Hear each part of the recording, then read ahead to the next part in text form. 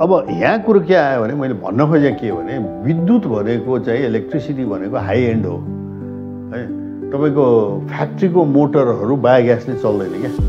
तपाईँलाई बिजुली नै चाहिन्छ। पहिले जाउँ हाम्रो महान लेनिनमै जाउँ। 1920 मा जब बोल्सेविकहरूले टेक ओभर गरे होइन, त्यसपछि के भयो भने लेनिनले अब दूरदर्शी थियो मान्छे, उसले भयभरका एक्सपर्टहरूलाई बोल्से थिएटर मस्कोमा चाहिँ ल्याएर, मेरो त इन्स्टिट्युटमा नै थियो त्यो लेनिनको त्यो स्लोगन है। के थियो भने 1920 मा communism is equal to Soviet power plus electrification of all Russia. Communism यस सोभियतका ब्लास प्लस इलेक्ट्रिफिकेसन चाहिँ रसी भनेर मेरो त इन्स्टिट्युटको त्यो ढोकामा माथि चाहिँ कुदेको हुन्थ्यो है। भन्नुको मतलब कम्युनिजम भने चाहिँ त्यो पहिला त सोभियत पावर हो होइन, रुल सोभियत रुलमा चाहिँ होल रसिया इलेक्ट्रिफाई के को लागि गर्ने भन्दाखेरि जर्मनी ब्रिटेनसँग इन्डस्ट्रीमा कम्पिट गर्ने, meant for the industrialisation of Russia. र हुनु पनि त्यही भयो अल्टिमेटली होइन। रुसलाई त उसले चाहिने सुपर पावर बनायो इन्डस्ट्रियल। अहिले नै हेर्नुहोस् न, अब जो स्पेसमा पठाएको छ ऊ गरेको छ। ब्याकवर्ड रसिया थियो नि त, त्यो त Russia was a backward country 1917 मा त होइन।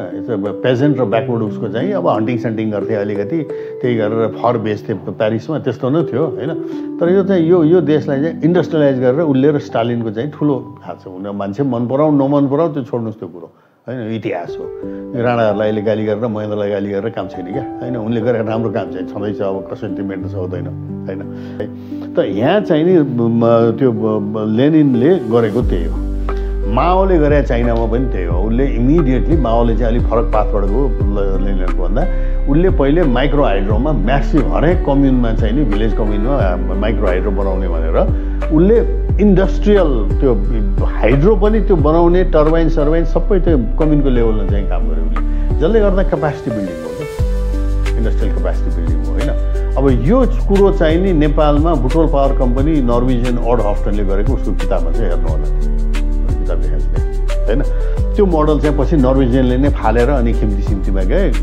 नेपाल पनि डुब्यो, नर्वेजियन पनि डुबे होइन। त्यसको लामो छुट्टै कथा छ यहाँ है। तर अड हफ्टन नेपालमा आएर चाहिँ बुटोल पावर कम्पनी खोल्यो, त्यहाँ अहिले त्यो डिसिएस भन्ने बुटोल कन्सल्टिङ होइन, यो सबै बुटोलमा इन्डस्ट्रियलाइजेसन गरेर 1 मेगावाटको तिनाउ प्लान्ट र 5 मेगावाटको आधी खोला बनाएकै यिनीहरू। त्यो पनि इन्डस्ट्रियलाइजेसनलाई, जुन अहिले गएर बुटोल त इन्डस्ट्रियल टाउन भयो नि त। तर के थियो बुटोल भने बटौली खसौली भनेर न थियो, त्यो लाउरीहरू आउने त्यहाँ होइन, बाढका आउने यहाँ आउने, अनि त्यो हप्ताको 2 दिनको त्यो हाट बजार हुन्थ्यो, त्यति नै हो। तर अहिले त इन्डस्ट्रियल टाउन छ, हामी त योगदान त्यहाँ छ क्या इन्डस्ट्रियल। 1 मेगावाटको तिनाउ प्लान्ट इन्डस्ट्री चलाउनु बनाएको थियो होइन, पछि अरू पनि भयो है। त भनेपछि लेनिनले त्यही गरे, माओले पनि त्यसै गरे, होचिमिनहरूले पनि त्यसै गरे। अरू त अरू चाहिँ नि चन्द्र शमशेरले चाहिँ पनि तपाईँको यहाँ लेख्नु भएको छ होइन। अब 113 वर्षको फर्पिङ आएको होइन। त फर्पिङ बनाएको त सुरुमा त बत्ती बाल्नलाई त्रिभुवन चन्द्र ज्योति भनेर बत्ती बाल्नलाई गरे। तर फर्पिङ आएको 10 वर्षमै होइन चाहिँ नि 10 वर्ष जस्तोमा नै उसले डिसाइड गरे कि यहाँ त थुप्रो निर्माण भइरहेको थियो, ठुल्ठुला दरबार सरबार इत्यादि। अब त्यहाँ चाहिँ त लेबरलाई खुवाउनु पनि पऱ्यो, त्यसपछि त्यहाँका चाहिँ त्यो दरबार छाप्ने ढुङ्गाहरू इत्यादिहरू त्यो पनि आउनु पऱ्यो। अब लेबरलाई खुवाउन खाद्यान्न तराईबाट चामल आउनु पऱ्यो, बोकेर ल्याएको चामल भरियाले नै खाएर सिद्धिन्थ्यो है। रोपवेबाट ल्याएको छ। तपाईँले विचार गर्नुहोस्, त्यो अहिले चाहिँ नि कलङ्कीबाट त्यो थानकोटतिर जाने बाटो माता तीर्थमा त्यहाँ ढुङ्गा अड्डा भन्ने ठाउँ छ, के भने थाहा छ? ढुङ्गा ल्याउँछ रोपवेले तल भीमफेदीबाट, रोपवे ल्याउँछ ढुङ्गा, त्यो छाप्ने त्यो दरबार छापे त्यो ठुल्ठुला ग्रानाइटको ढुङ्गा छ नि, त्यहाँबाट ल्याएको नाममा ढुङ्गा अड्डा भएको थियो होइन। त्यस्तो इतिहास छ। भनेपछि त्यो रोपवे आए, बिजुली आएपछि फर्पिङमा 10 वर्षभित्रमा रोपवे चलाएको छ। तपाईँले यो डाउनलोड गर्न सक्नुहुन्छ यो किताब, हामीले 2008 वर्षको रिसर्चपछि चाहिँ नि ल हेर्नुहोस् होइन, 8 वर्षको रिसर्चपछि चाहिँ निकालेको रोपवे चाहिँ नेपाल भन्ने। टोनी हागनको पहिलो च्याप्टर छ, स्विजरल्यान्ड र नेपालको कसरी फरक विकास हो भनेर होइन। तर मोर इम्पोर्टेन्ट त्यहाँ कस्तो छ भने त्यहाँ भट्टे डाँडाको रोपवे, बारपाकमा हामीले बनाएको रोपवे होइन, यिनीहरूको इतिहास छ त्यहाँ। र यो त्यो मनोकामनाको पनि छ त्यो जसले सबले बनाए होइन त्यो धेरै रोपवेहरूको त्यहाँ कथाहरू छन् होइन नेपाल रोपवेको पनि छ त यो चाहिँ नि प्रविधि भनौँ न माउन्टेन फ्रेन्डली क्लाइमेट फ्रेन्डली भन्छौँ पहाड सुहाउँदो र क्लाइमेट चेन्ज सुहाउँदो किनभने यसले नेपाली हाइड्रो पावर प्रयोग गर्छ नि यसले फसिल फ्युल त प्रयोग गर्दैन होइन त हामीले यो पथमा गएको भए हाम्रो आफ्नो मौलिक विकास हुन्थ्यो टोनी ह्यागेनको च्याप्टरमा त्यो लुसर्ड भन्ने भ्यालीको कुरो छ काठमाडौँ जस्तो चाहिँ भ्याली हो काठमाडौँ भ्यालीमा त्यो बेला एउटा पनि रोपवे थिएन होइन भट्टेर डाँडा उता दक्षिणमा पऱ्यो होइन उसले लेख्दाखेरि लुसर्डमा 137वटा रोप अब हरेक पहाडको टुप्पामा बाटै बनाउनु पर्ने डोजरले रोपवेलाई के हुन्छ कतिवटा होटल छन् स्विजरल्यान्डमा जहाँ बाटै छैन रोपवे जान्छ म्याक्सिमम होइन र रोपवेको पदचाप हेर्नुहोस् न डोजरले भूस्खलन गराएर अहिले तमासा देखिहाल्नुभयो तल अहिले अस्ति दक्षिण ललितपुरको पनि अरू ठाउँ पनि रोपवेको त पदचाप त एकदम कम छ नि त एउटा टावरको पदचाप न हो होइन त भनेपछि रोपवेको अहिले हिसाब गर्दाखेरि हाम्रो यो किताबबाट के देखिन्छ भने इक्विभलेन्टबाट गाउँसम्म जाने 10 भनौँ न यो 10 किलोमिटरको बाटो छ भने होइन रोपवे 3 किलोमिटर पुग्दो रहेछ त्यसको खर्च 3 गुणा सस्तो रहेछ 3 टाइम्स चिपर तपाईँहरू अर्थशास्त्री हेर्नुहोस् यहाँ अब यसलाई अपडेट गर्नुपर्ने छ यो डेटा फर्दर रिसर्चबाट हेर्नुहोस्